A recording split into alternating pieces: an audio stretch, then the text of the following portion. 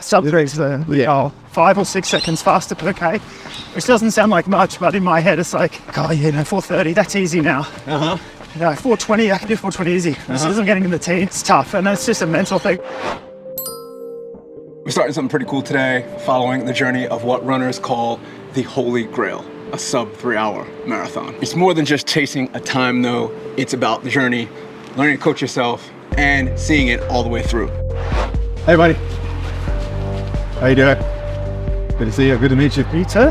Yeah, you're a strong runner, dude. I love that. So this is Brenton Jowett. He's a city-based runner of 3 years that's also big into strength training and motorcycle racing. Yeah, it's a thing, it's pretty dope. He ran the London Marathon in 3:05, which is pretty damn impressive. But we all know what he's got on his mind, and that's getting under that magic 3 hour mark, 2:59.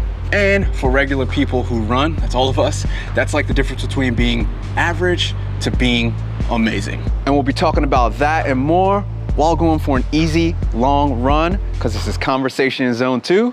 Let's get into it. What do you think the issue was? I think, and Good off the wrist. We're running lights, looking low. I did something that they say not to do. Try something new on race set. It's such an idiot. I've been taking the precision gels. I actually love the precision gels. Not too sickening, you can suck them back easy. But I tried a caffeine version of that gel, the start line, and yeah, it went horrible. Jittery, nauseous, for probably, and I reckon the first 10, at least 10K. At least 10K. At least 10K. Was there any toilet issues? Or No toilet issues. vomiting?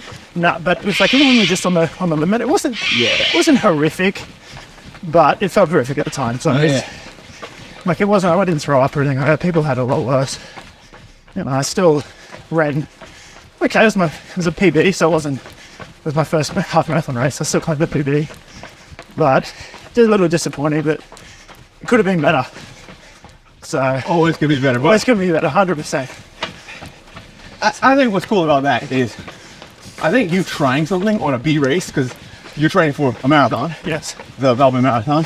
We'll talk about that in a second. Okay. But I really think random coach advice that you didn't ask for. I think that trying something new on a B race, C race training session is good. But when it fails, you go, now I know. 100%. So it could have been Melbourne Marathon. That would have been You would have disaster. been like, oh fuck. And I was actually thinking that thank God I didn't try this in Melbourne for the first time. Yeah. Because even when I was running, I was thinking, geez, imagine if this happened in Melbourne. All that training down the, I know it happens to a lot of people. Yeah. But Exactly. yeah, And you also learn, two learning lessons. You learn how to run, skip this light. Learn how to run with discomfort. yes. So if it happens again on an important race, you'll be like, okay, I've been here before. You won't freak out because you know you can throttle the line. You can throttle the line of not throwing up and or go through the toilet for the number 2. And that's impressive, man. So respect on that, man. Respect on that. I think that's huge. And I know that you are a 3 hour, very low 3 hour marathon runner, which we're getting into. Yeah. And I have a feeling, I haven't asked what your goal time it is. So you got Melbourne Marathon. We're here in Sydney, Australia right now. Melbourne Marathon is secretly the marathon of where the elites run. Like Sydney Marathon's happening in 2 weeks. At the time of this recording, it might be later than when you watch this. That marathon's not fast. Melbourne Marathon is fast, and he knows, because I have a feeling, I could be assuming, you're trying to run sub 3 hours, right? Yeah. Because he ran 3:05 in London. Yes. 1 second. So I checked out his Strava. I do research on everyone that I interview. This young man ran the steadiest effing Ks, miles I've ever seen, dude. Like it was 4:20, which is about 7 minutes per mile for you Americans. Like exact 42 Ks, 26 miles. Like, dude, impressive, man. Yeah. Like, not so many people can pull that off. Steady cadence the whole way, steady heart rate. Like, Yeah, sub 3 is the goal. It's I think it's 5 or 6 seconds faster per K, which doesn't sound like much, but in my head it's like, as you know how it is when you're slowly getting fitter. Like, oh yeah, 4:30, that's easy now. You know, 420, I can do 420 easy. As soon as I'm getting in the teens, it's like, okay, that's, you know, it's tough. And it's just a mental thing. I think you're doing great, man. And you got good form. Like, you stay consistent, dude. And like, honestly, consistency it's a huge pillar this whole 1% better running journey I'm on. And anytime I see that, like, I'm always like, damn. Like, I get like excited about consistency. Yeah. And even though it's super boring, but so many people can't do it, like in the race, in training, in life. So when I see it, I'm like, oh yeah, you're part of my tribe, dude. Nice. I like that mindset. I was checking out your Instagram, and dude, you are still pretty jacked, but you were like straight cut, man. How do you maintain all that lean muscle mass while running so much? I don't know. Like, I go to the gym I go to weights 3 days a week. Yeah. But I think sort of even now I don't really consider myself a runner. Like, I've only been running. I'm one of the guys, the blow-ins that got into running over lockdown, the second lockdown. It's been like, I think 3 years of running. So, but yeah, before that, I just did weights. I was one of the, I won't say losers in the gym. Gym bro. You're a gym bro. I was a gym bro, yeah. Yeah. In a positive way. A nice one, yeah. A nice one. So, yeah, I think, I don't know, and I've got no science behind this as well, but I think when you got like runners, like yourself, I shouldn't have been running all your life, like a long time. Yeah. Since you ran back in college. I feel like you would have, your body will be just naturally, you know, aerobically fit. Like, your baseline now probably won't drop down, with my head anyway, too much more, because you've run your whole life and that's the new norm. Yeah. And I feel like, for me, I was the opposite. Not so much cardio, but weights. Yeah. So now my baseline of, I guess, muscle is probably maybe a bit higher, but I don't know, maybe genetics as well. I think. Definitely genetics. Yeah. I can't carry that muscle mass. Not trying. Yeah. So, you know, and I always had little. Even when I was a kid, I had little muscles thing. I got it from my parents, but. Oh, okay, nice. Yeah. Like, if you look at Elliot Kipchoge and like even Jakob Ingebrigtsen, yeah, like the hardcore endurance guys, yeah, they have like no chest, which is good, because if you have a chest, that chest is not, those muscles are not propelling you forward. You know, you have to carry them too. So me having a chest, like, I'm good for the 400, maybe 800. I'm happy where I am. I'm the best distance runner I can be with my genetics. But the gym, man, so many people don't do gym, man. So you kind of you just explain why you stay at the gym. It's because you started at the gym. Yeah. So that makes sense. Whereas, yeah, a lot of runners, man, I'm always yelling at them about strength training, and people are like, shut up, dude. Don't want to hear it. Got no time for that. So respect. Future Darren here, and I won't do that thing. You know the thing where people go, hey, you should subscribe, rate, share, give a thumbs up, rah, rah, rah. Now, while I'd love for you to do that anyways, please go ahead and do it. The next steps will be for you to transform your running life with our free 1% Better Runner 30-day base training habits plan and newsletter. Unlike other running plans and newsletters, we do not do motivational quick fixes and hacks. Instead, we focus on long-term success that lasts from 30 days to 30 years and more. It's not just a training plan, but a mental shift. Think of it as your personal running therapist. Sign up for free at either dlatecreates.com/news, web search 1% Better Runner newsletter, or get the link in the show notes or video description below. All value, no fluff, cancel anytime. Let's get back into it.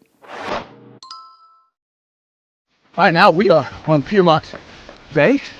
This is my favorite part of the run, because it's just flat and nice warm water, no wind today. Perfect temperature.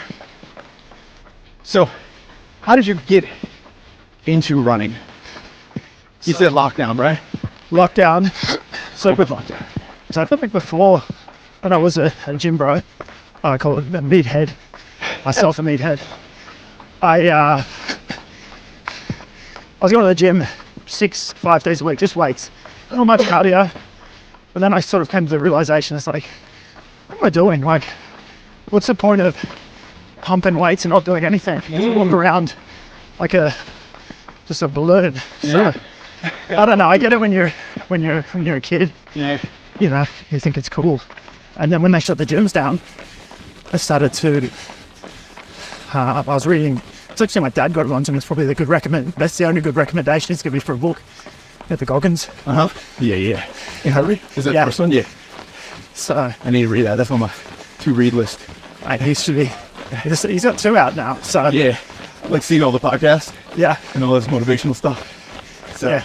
So I'm kind of like, I see this book, but the podcast probably gives you all of it, but it's pretty, especially, well, you know, you would have heard his whole story, but anyway, so that's sort of, they shut all the gyms down. It was the same time that I read that, actually, and then I sort of just got into running from there. Started like the normal rookie runner, going out 5-6 Ks, pretty much 170 heartbeat, easy. I spent Grail Zone, yeah. terrible. Which I have an episode on if you want to check out Grail Zone. But just running it. Yeah, so I was doing that, and then I started, because I'm a big YouTube watcher. Yeah. That's it. It's probably know.